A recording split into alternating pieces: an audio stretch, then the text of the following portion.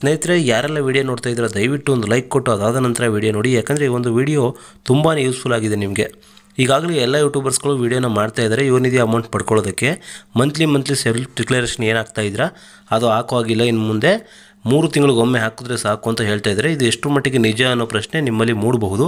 ಅದಕ್ಕೆ ಉತ್ತರ ಈ ಒಂದು ವಿಡಿಯೋದಲ್ಲಿದೆ. ದಯವಿಟ್ಟು ಒಂದು ವಿಡಿಯೋನ ಪೂರ್ತಿಯಾಗಿ ನೋಡಿ. ಇಲ್ಲಿ ನೀವು ನೋಡಬಹುದು ಸರ್ಕಾರದ ಕಡೆಯಿಂದ ಒಂದು ಅಪ್ಡೇಟ್ ಬಂದಿದೆ. ಅದು ಏನಪ್ಪ ಅಂದರೆ, ಪ್ರತಿ ತಿಂಗಳು ನಿರುದ್ಯೋಗ ಭತ್ಯೆ ಪಡೆಯುವ ಅರ್ಹ ವ್ಯಕ್ತಿಗಳು ಇನ್ನು ಮುಂದೆ ಪ್ರತಿ ತಿಂಗಳು ಮಾಸಿಕ ಸ್ವಯಂ ಘೋಷಣೆಯನ್ನು ಪ್ರತಿ ತಿಂಗಳು ಸಲ್ಲಿಸುವಂತಿಲ್ಲ. ಬದಲಾಗಿ 3 ತಿಂಗಳಿಗೊಮ್ಮೆ ಸಲ್ಲಿಸಿದರೆ ಸಾಕು ಎಂದು ತಿಳಿಸಿದ್ದಾರೆ. ಇದು 100ಕ್ಕೆ 100% ನಿಜ ಸ್ನೇಹಿತರೆ. ಫ್ರೆಂಡ್ಸ್, ನಾವು ಸೇವಾ ಸಿಂಧು ಪೋರ್ಟಲ್ಗೆ ಹೋಗಿ ಸೆಲ್ಫ್ ಡಿಕ್ಲರೇಷನ್ನ ಅಪ್ಡೇಟ್ ಮಾಡೋಕ್ಕೆ ಹೋದರೆ ಯಾವ ರೀತಿ ಬರ್ತಾ ಇದೆ ಅಂತ ನೋಡಿ. ಪ್ರಿಯ ಅರ್ಜಿದಾರರೇ, ಯುವ ನಿಧಿ ಯೋಜನೆಯ ಸ್ವಯಂ ಘೋಷಣೆಯನ್ನು ಪ್ರತಿ ಮಾಸಿಕ ಅವಧಿಯ ಬದಲಾಗಿ ತ್ರೈಮಾಸಿಕವಾಗಿ ಬದಲಾಯಿಸಲಾಗಿದೆ.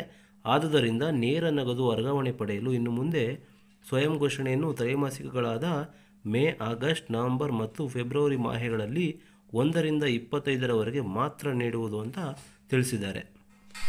ಇದರ ಅರ್ಥ ಏನಪ್ಪ ಅಂದರೆ, ಈಗ ನೀವು ಮಾರ್ಚ್ ತಿಂಗಳಲ್ಲಿ ಸೆಲ್ಫ್ ಡಿಕ್ಲರೇಷನ್ ಆಗ್ತಾ ಇದ್ದೀರಲ್ವ, ಅದನ್ನು ನೀವು ನೆಕ್ಸ್ಟ್ ಏನು ಮಾಡಬೇಕು, ಮೇಯಲ್ಲಿ ಹಾಕಬೇಕು. ಮೇ 1ರಿಂದ 25ರ ಒಳಗೆ ನೀವು ಒಂದು ಅರ್ಜಿಯನ್ನು ಸಲ್ಲಿಸಬೇಕು. ಅದಾದ ನಂತರ ನೆಕ್ಸ್ಟ್ ನೀವು ಆಗಸ್ಟ್ 25ರೊಳಗೆ ಅರ್ಜಿ ಸಲ್ಲಿಸಬೇಕು. ಅದಾದ ನಂತರ ನವೆಂಬರ್ನಲ್ಲಿ, ಹಾಗೆ ಫೆಬ್ರವರಿ, ಈ ರೀತಿ ನೀವು ಸೆಲ್ಫ್ ಡಿಕ್ಲರೇಷನ್ನ ನೀಡಬೇಕಾಗುತ್ತೆ. ಫ್ರೆಂಡ್ಸ್, ಈ ಒಂದು ಮಾಹಿತಿ ನಿಮಗೆ ಉಪಯುಕ್ತ ಆಗಿದೆ ಅಂದ್ಕೊಳ್ತೀನಿ. ಈ ವಿಡಿಯೋ ನಿಮಗೆ ಇಷ್ಟವಾಗಿದ್ದರೆ ಒಂದು ಲೈಕ್ ಮಾಡಿ. ಹಾಗೆ ನಮ್ಮ ಚಾನಲ್ಗೆ ಇನ್ನೂ ಯಾರೆಲ್ಲ ಸಬ್ಸ್ಕ್ರೈಬ್ ಆಗಿಲ್ಲ ದಯವಿಟ್ಟು ಈಗಲೇ ಸಬ್ಸ್ಕ್ರೈಬ್ ಆಗಿ.